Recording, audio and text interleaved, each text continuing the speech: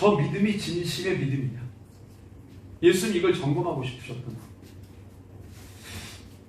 거예요. 마태하고 마가복음서는 예수님이 왜 이렇게 황급히 그 자리를 떠나게 하고 본인도 떠나고 떠나도록 했는지에 대해서 구체적인 설명이 없지만 이 오병이어 사건 이후로 그 상황에 대해서 계속 전개하는 복음서가 요한복음서인데 요한복음서에 보면은 그 이유를 말해주고 있습니다.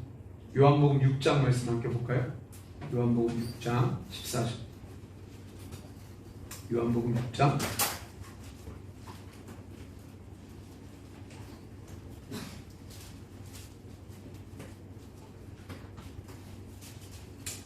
왜 예수님이 황급히 떠나도록 하시고 사람들도 그 자리를 떠나게 하시고 본인도 떠났나? 14절 같이 읽습니다. 그 사람들이 예수께 행하신 이 표적을 보고 말하되 이는 참으로 세상에 오실 그 선지자라 하더라.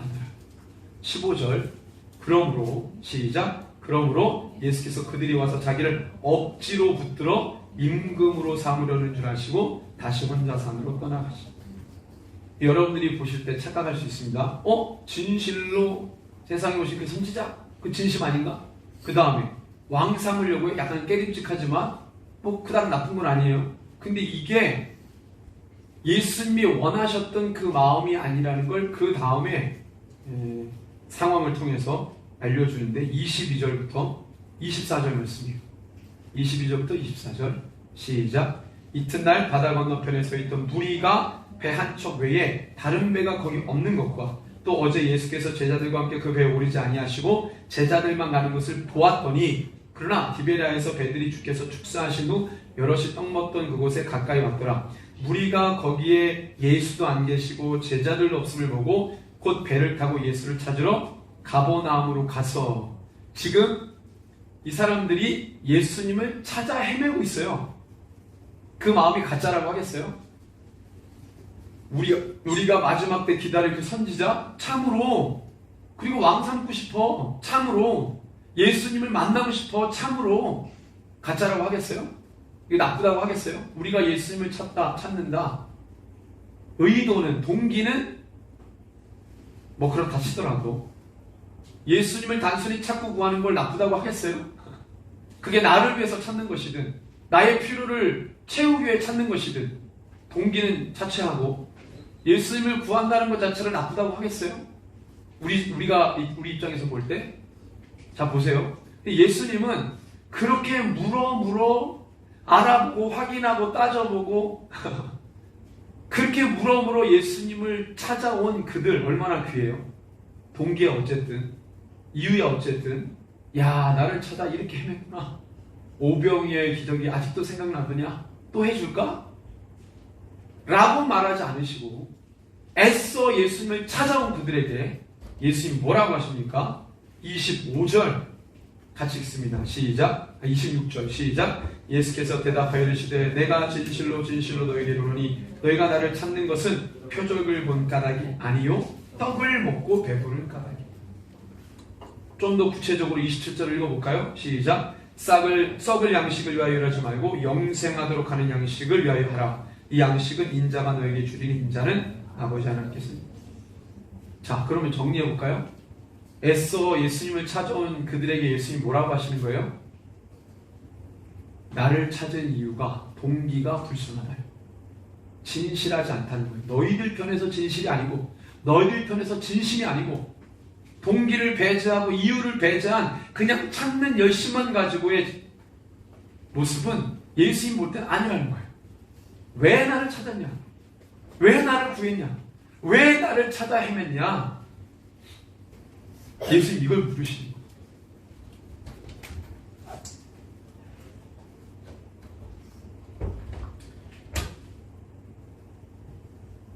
어떻게 보면 좀 너무하시죠?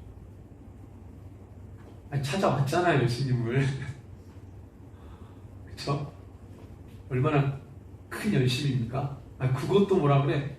다른 거 찾아간 것도 아니고, 다른 랍비나 바리새인 찾아간 것도 아니고, 다른 종교 지도자를 찾아간 것도 아니고, 예수님을 찾아왔는데 뭐 그렇게까지 얘기할까? 우리들 안에서도 뭐 그렇게까지 할까? 뭐 그렇게까지 우리가 깊이 있게 따져 물어가면서 아니 내가 예수님을 찾고 구하며 여기 있는데 여기 있으면 됐지 뭘 또 그 마음이 어떠냐 진심이 어떠냐 동기가 어떠냐 왜 왔냐 이런 얘기를 왜 묻나요? 여러분들에게 묻습니다. 내 자신에게도 마찬가지고요. 왜 여전히 예수를 믿는다고 하고 있는 사람들에게 예수님을 왜 믿습니까? 라고 왜 굳이 묻냐? 기도하는 자들에게 왜 기도하냐고 묻냐? 예배하는 자들에게 왜 예배하냐고 왜 묻냐?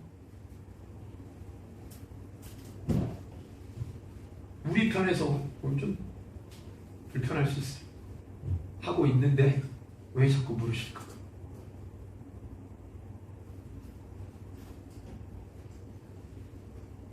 어쨌든 물어 와서 이 장소에 여러 가지 여기 들고 저기 들러서 왔는데 결론적으로 제자들이 간 곳은 가버나움이었습니다. 그 가버나움까지 무리들이 찾아온 거예요.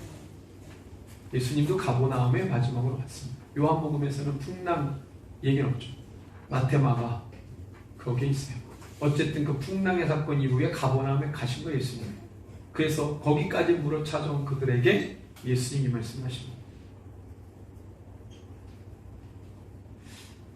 예수님이 세 가지를 그들에게 말씀하신 거예요. 첫 번째, 너희들이 나를 찾은 이유. 두 번째, 그 이유는 진실하지 못하다. 세 번째, 자기 자신을 위해서 한 거기 때문에 진실하지 못하다. 이 세 가지 얘기를 하신 거예요. 근데 제가 한번 절수를 이렇게 보니까 마태하고 누가복음이 예수님의 마가복음하고 예수님의 마지막 향유 옥합을 부은 여인의 사건과 그 다음에 베드로의 배반까지 각 복음서는 그 구간만 절수가 엄청나게 많아요. 가장 긴 건 75절, 짧은 건 71절, 72절. 근데 예수님이 십자가 지기 직전에 그 사건 빼고는 요한복음의 6장이 71절까지인데 가장 깁니다. 예수님이 십자가를 져야 되는 그 전개의 상황을 막 구절절에 설명하는 건 다른 복음서도 길어요. 한 장의 절이 막 75절, 72절 이래요. 근데 그거 빼고 그 이전에 공생의 사역, 제자들하고 오병이어의 기적도 일으키고 무슨 사건, 가버나움의 회당에서 사건 이런 사건 중심으로 봤을 때는 이 요한복음 6장 오병이어 사건을 해석하는 이 사건만 가지고는 가장 길어요. 다른 복음서는 길어봐야 10몇 절이던데 이거는 71절이라네요. 요한복음은 다른 어떤 사건보다도 요한복음 안에서의 절수가 가장 긴 건 6장 하나뿐이거든요. 그러니까 요한복음에서 가장 많은 절수를 할애한 이 오병이어의 사건이 요한이 볼 때, 사도 요한이 볼 때는 굉장히 중요했던 사건이었던 것 같아요. 여러분들 우리가 아는 것처럼 이 대화의 결론이 뭐냐? 자기를 물어 찾아온 가버나움까지 온 그 무리들에게 오클로스 그 무리들에게 예수님이 왜 나를 찾아왔는지를 구구절절히 설명하는 그 방대한 대화의 내용 끝에 결론은 뭐냐? 그러면 또 절수도 너무 외우기 쉬워요. 666이에요. 요한복음 6장 66절이니까. 한번 읽어볼까요? 요한복음 6장 66절. 이 대화의 결론, 몇 번 이 말씀을 나눴지만 이 대화의 결론 6장 66절. 요한복음 6장 66절 시작. 그때부터 그의 제자 중에서 많은 사람이 떠나가고 다시 그와 함께 다니지 아니하더라. 차라리 오병이어가 어떤 의미인지 설명을 안 해주셨다면 그냥 그 제자들이 남아 있었을 수도 있는데 괜히 설명해 주는 바람에 있던 제자들도 떠나가요. 다시는 예수님과 함께하지 않았다고 얘기합니다. 누구를 위해 예수님은 그렇게 얘기했습니까? 많은 사람이 필요했다면 불필요한 말이었어요. 더 많은 사람들이 예수님을 따라야 한다면 그 말을 하지 말았어야 됩니다. 그런데도 불구하고 예수님은 그 말씀을 하셨어요. 결론은 많이 떠나갔습니다. 왜? 본질을, 진심, 이걸 자꾸 물으니까. 왜 그런지를 자꾸 물으니까.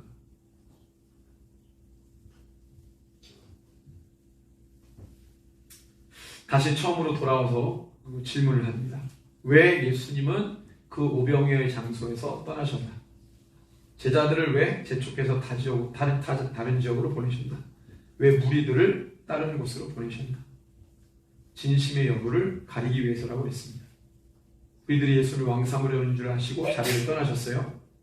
예수님을 그토록 찾고 구하고 두드렸던 이유는 자신의 필요를 채우고 그 기적을 맛보고 또 더 맛보기 위해서, 나의 필요를 더 채우기 위해서 예수님을 따랐다고 한 것입니다.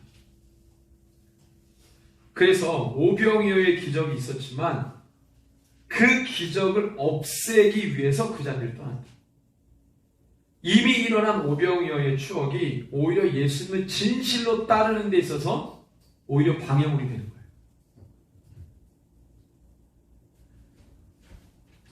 아멘. 이해되셨으면 아멘.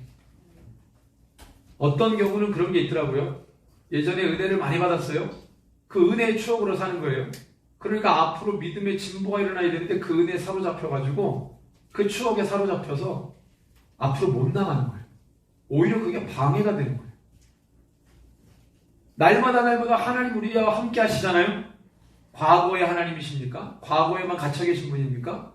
오늘은, 내일은 일 안 하시나요? 나의 믿음은 10년 전 믿음, 5년 전 믿음에 갇혀 있는 거예요. 오늘과 내일 나의 믿음은 도전이라는 것을 먹으면서 주님을 그렇게 신뢰하면서 미제 영역으로 들어가야 우리의 믿음이 견고해지고 자라나는 것입니다. 그게